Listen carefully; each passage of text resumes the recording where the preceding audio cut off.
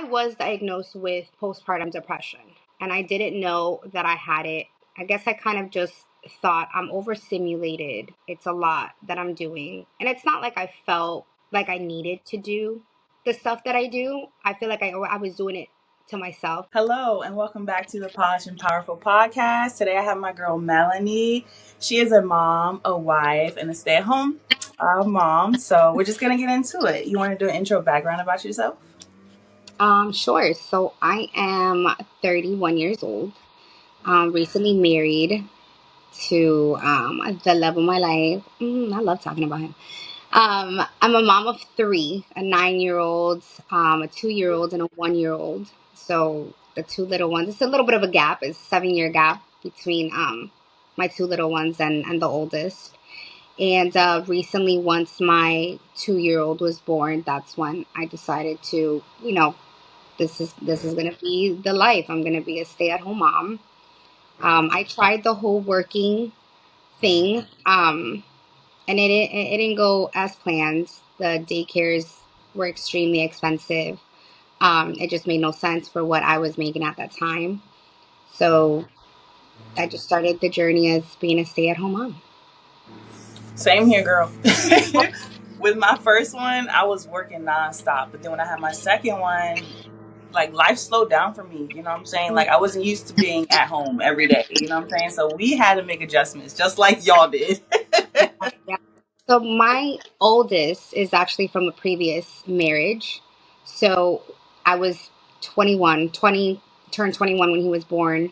So there was no such thing as being a stay-at-home mom. That was he goes to daycare and I got to work and do what I got to do. We separated so young when he was only like a couple of months old. So I had to work and just work, work, work. Daycare was, you know, an option that I just had to use. And then I had to work really hard, and I went to school, got my bachelor's degree, purchased my first home. So everything was great, but I was lonely. I was very, very lonely because I was this. I curse on this podcast. I was, very into being this independent bad bitch, and it just gets very lonely. It gets very tiring of just always having to be a hard worker, single mom. And, when I met my husband, he was a very, no, we don't do that over here. I'm the provider. And I was like, you want to pay my bills? What do you mean? Excuse me? And it was very masculine energy versus I was the masculine energy, for so many years that when I had that coming in, I was like, oh, this is different. This is new, you know. And we actually were long distance for a little bit. He lived here in Tampa, and I lived in South Florida, like in Fort Lauderdale. So we would travel back and forth. He would drive, I would take a plane, and we met through a mutual friend. And then I had to take a leap of faith of like, it's either you move or I move. And I had an established career once I graduated, but it wasn't like a steady job that I was like, okay, this is 100% where I'm going to be at, versus he had just gone into a new job that was like, all right, this is where my career is going to be at. So it was kind of like a really big sacrifice of me moving. It was a big leap of faith of, if this works out, like, this is amazing. But if it doesn't, I'm losing everything, my home, everything. But with the grace of God, it ended up working out. Like, we've been together for 4.5 years now, and it's been the best decision moving out here, and my bills are being paid, girl. Man, that's all that matters, girl, period. You know what I'm saying? Take care of just you and your family. Yeah, So, I love that. Oh my gosh, because I was like in the hustle and bustle too with my first one too. And I was out there doing it by myself. And that kind of like stems from being like hyper independent. You know what I'm saying? Oh, I can't trust you. You know what I'm saying? Back up. yeah, So I relate so much. Yeah, yeah, that's good. definitely hard, for Yeah, sure. it's Being in definitely a charge. switch. Yeah. So when you find a man that be like, okay, I got it, you feel like you're on top of the world. Of course. And then you get a little bit jitty. You're like, oh, wait a minute. you know, I need to take control, and then it's like, no, I'm taking control. So you hit like a little bit of a hump. I won't lie when it comes to that, because you're trying so hard to just be masculine because that's all you know. So when you're finally able to be your most feminine, it's like, what is this? You know what I mean? It's very foreign to you. And that also comes with being a stay-at-home mom. Like, what was being a stay-at-home mom? I'm like, what is this? Like, I've always Right? What the heck do we do? yeah, I'm like, what am I gonna do all day? And then once I became a stay-at-home mom, I was like, oh shit, I do a lot. I'm like, I want to go back to work. What do you mean? Like, I don't want to be here. These little kids, they want everything. They cry. You're literally doing everything for them. You're picking up food. You're doing the laundry. Then you're cooking. Then you're cleaning. And it's like, damn, I just want to go back to work, because you don't even get paid. Yeah, I mean, your bills get paid, but like, you don't getting like that paycheck like deposited into your Yeah. account. Like, I Mhm. used to love that. I was always money driven, like a hustler. Like, I always want this, I want to pay that. So then going to like, oh, I guess shared bank accounts. Like, I mean, yeah, I guess, but Yeah. like, I didn't earn that money. You know what I mean? So like, you go through like those little things of like, okay, my identity, where is that? Mhm. And I think that a lot of moms that have transitioned from being like the go-getters, the doing everything by themselves, to now being codependent of like their partner, it's like, all right, well, what's left of me now? Yeah. You know what I'm saying? I think it's really important to like talk about being your own person, especially when you're just now a stay-at-home mom, and it's like, you're more than that. Before you had a kid, you're a woman. You're a woman, you know?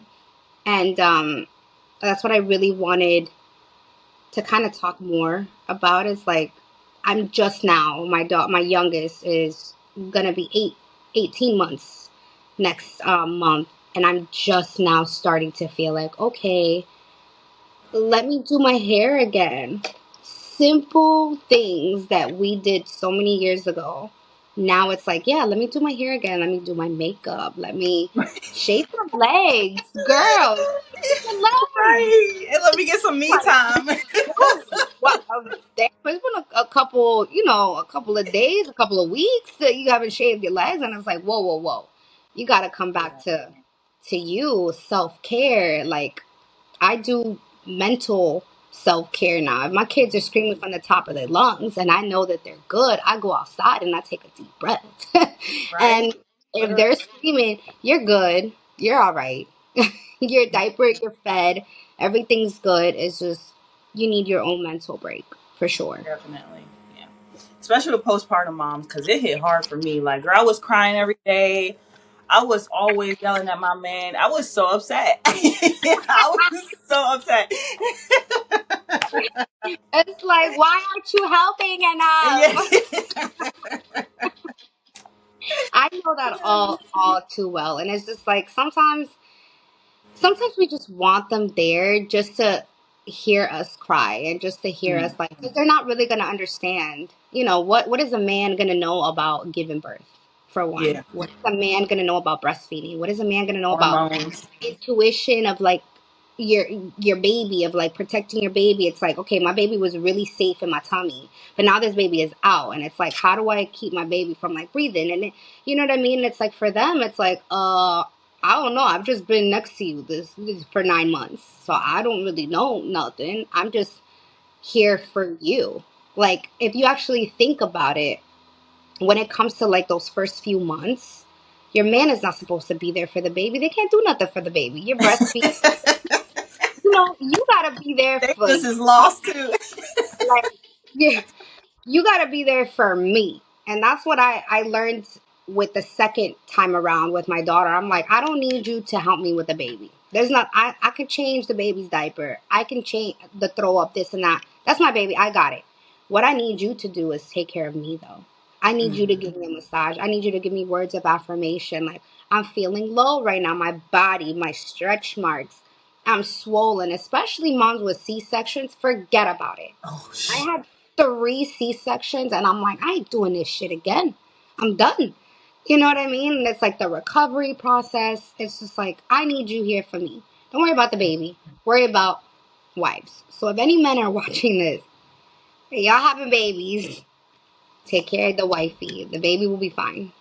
Baby will Yeah. be fine. And Mm-hmm. everything else will flow for real. Everything else will flow. Yeah. Yeah, Cause I for make sure. sure I get a massage. I don't care where we at, what we doing. If I in that moment I want a massage, I'm gonna get it. Gave birth. What's Because up? it is what it is. You know what I'm Yeah. saying? Yeah, yeah. So are you guys still in Tampa or you're So we moved now to Central Florida, more so in the suburbs. Girl, this is trying to get used to this like environment is so different because I'm from the city and he's from the Bronx, so he's from the city. And it's like moving out here to Auburndale. It's like a little town where you want to raise your kids, but like the nearest Walmart is like 10 minutes away. The nearest mall is like 25 minutes away. So it's like very suburbs, is very like just lots of trees, very quiet. And it's like sometimes I'm like, I need something. I need some stimulation. it's too I peaceful. need this is It's too much. peaceful.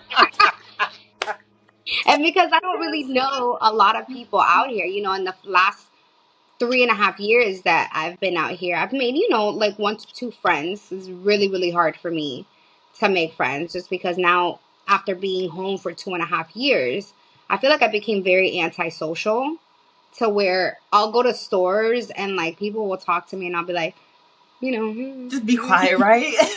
like I'm used to just talking to babies. Oh, my light died. I'm so used to talking to babies, and it's like, oh, I got another human in front of me. This is awkward. Like, what are we talking about? You know what I mean? So Yeah. it I comes with feel the yeah. I you can know. relate to that too because I've been at home since August of last year, and girl, I just went back to work last month, so I was at home for like a long time, and I went back to work because you know what I'm saying, like I gotta have my own money. Stuff ain't coming fast enough, but long story short, girl, now that I'm at work, I'm like, dang, I really gotta talk. I have to interact with, like, you mean I have to talk to you? Oh, like, okay. Like, I have to answer questions. I have to do this. Okay, got it. Yeah, Yeah, it's definitely hard. I'm like dying to go back to work. I really, really am. Like, I'm not gonna sit here and lie and say that I love being a stay-at-home mom. I don't. I don't. It's not for me. I just feel like I gotta sacrifice myself for a little bit yeah, to make sure that my kids are good and they're safe. We're living in a world that's so corrupted right now. Like, there's so much in the news about like daycares being shut down, babies just dying because they're left in the hands of negligence, like people that don't, you know what I mean? And it's like, if I gotta just be a little depressed in my house with these kids, but keep them safe, then I guess that's what I'll do, you know? yeah. You'll get through it. Trust me, girl. Because if I can do it, you can do it. It's a stretch, but. Amen. Put my So little is there worship music when they start acting up. I'm like, "Dah, let me pray. Let me pray for a second." so is there any challenges you face besides postpartum and your home struggles, and how did you get through it? So I was diagnosed with postpartum depression, and I didn't know that I had it.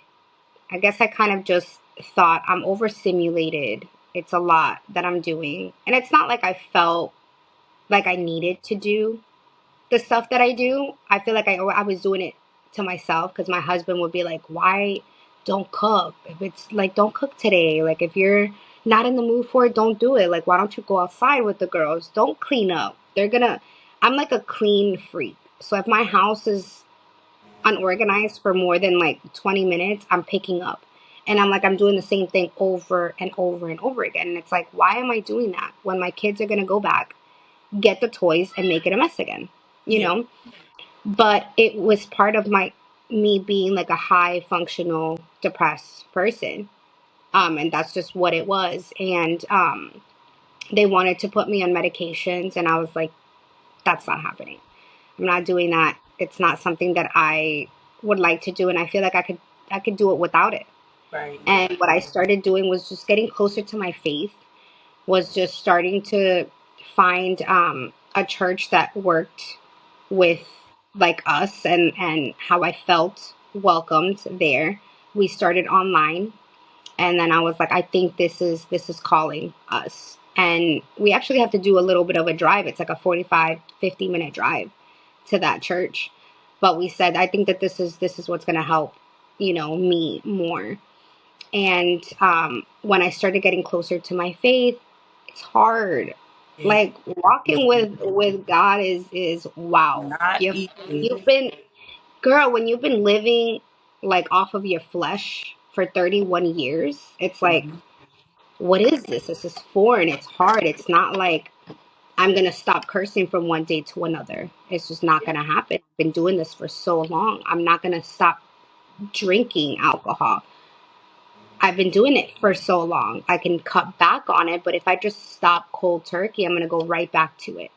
So it's Mhm. like trying to take those baby steps of like working on myself and just getting my mental back to a healthy place. I feel like my faith was really what was helping me cope with like, okay, I'm not depressed. I'm overstimulated and that's normal. I Yeah. need to Your find hormones. things for myself. I started going to the gym. I told my husband, when you get home, I need you to tap in. Like, I got to go to the gym. I'm overstimulated. I need to blow off this stuff. And I also need to do something for me, myself, and I. Mhm. I do things for you. I take care of you. I take care of these kids. I got to take care of me. Right. And that's what I started just doing more so things for myself, reading my Bible. Like, even though sometimes I didn't understand it, I'm like, ChatGPT, what does this mean in the Bible? You know what I'm saying? Yeah. And it just taking really that time for myself, because you really do lose yourself in Yeah. motherhood, Yeah. and when you lose yourself in motherhood, you also lose yourself with your partner.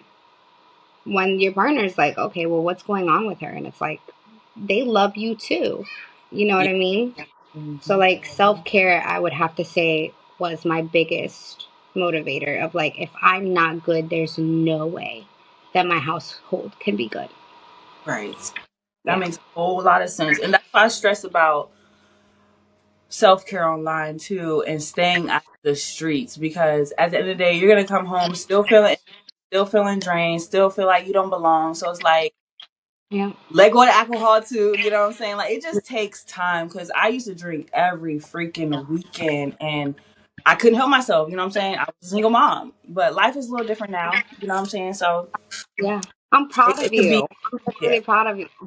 I yeah. follow you, so I see like the growth that you have done. I also went through that phase, because I was young and a single mom, and Mhm. I'm like, I'm so lonely, I'm depressed, I'm tired, and what more did I have was just liquor on the weekends, every Yeah, single weekend. And it's like sometimes it would be during the week. Like I don't want to go to sleep by myself, so if I get drunk, then I'll just go to sleep. yeah. You know? Because that I ended up in therapy that way too. Oh, can we talk about therapy? Wow. Girl, what? I didn't want to bring it up, but I'm like, let's do it. Let's do it. I signed up for therapy January of this year. Faithfully, every Wednesday, I have a meeting tomorrow, with my therapist. That's my Yay! girl. I'm actually trying to like close it off, because she's like, I think that you're ready to like, kind of do things on your own. And I was like, are you breaking up with me? Right. What's going on? And she's like, no, I just think that, you've come such a long way from where you were in January to like where you are now. And it's like amazing. You know what I mean? And I think that therapy, especially in my culture, because I'm Hispanic, therapy is like, oh, she hit rock bottom. Oh, she's not doing, her life sucks, or it's this and it's that. And it's like, no, no, no. I actually have a beautiful life for once in my life. And I don't know what to do with that. All I know is trauma. All I know is hurt. All I know is people doing this, people doing that. And now I'm safe. Oh, okay. I must self sabotage. I must do this. I must not deserve that. What's going on? And it's like, a lot of people don't seek the help that you need. And it's like going into a marriage, because I knew in January, I'm like, I'm getting married in September. There's no way that I'm bringing all of this backed up poop into my marriage, even though we've been together for whatever. I'm like, no, no, no, no, no. My kids deserve better. Generational curses need to be broken. No, I'm gonna get me some therapy. And in the beginning, I used to be like, oh, therapy is good. And that. Now I'm like, girl, get you some therapy. Yeah. You feel like this? Yeah, get you a therapist. Like, I'm all up for a therapist. Like, and the good thing about my therapist is she'll literally tell me like, you're tripping, and I'm like, just like, what do you mean? She's like, you're tripping. Like, you need to just relax. You need to sit down and chill, and you need to think about why you feel like this and why you feel like that, because you're wrong. And it's just like, it gets you thinking like, oh shit, maybe I am the problem sometimes. Yeah. You Yeah. know? And the personal growth that you get from that is like, wow, I'm even now a better mom, to where I'm like, oh, I talked to my son and I gotta like reevaluate, like, okay, Take a step back, just right? because, yeah, let me just think, because what I'm used to is like, get a shoe, you're being whooped, you're being this, and I'm just like, okay, let's change that. Like, patience, kindness, the way that it's not what you say, it's how you say it. Like, things like that really make such a big difference in changing generational curses, that it's like, get you a therapist. Yeah. Yeah. Yeah. Get you a therapist. For real. Because when I went to therapy, I had my man go to therapy too. Because nah, Slim, we doing this together. Oh, Like yeah. literally, like Yeah. he comes from a family full of trauma and in the streets and all that stuff. So I had to make it known, like, if we gonna break curses, no, we got to do this the right way. So I love that. I love that. My husband comes in, like, we'll do one therapy session together. And then the next week, I'm like, nothing that I want to really talk about with us right now. I think I need a therapy session for myself. yeah. And then it even got to the point where he was like, maybe I should do one session by myself. And I'm like, yeah, maybe you should. Yeah, maybe you should. And it's wonderful. It's wonderful when you could come together, and just really self grow together. But yeah, that's Okay, good. perfect. That's I'm good like, because it's kind of like monkey see, monkey do. Like if he see you doing something, you know what I'm saying, he'll catch on. yep, Yeah. yep.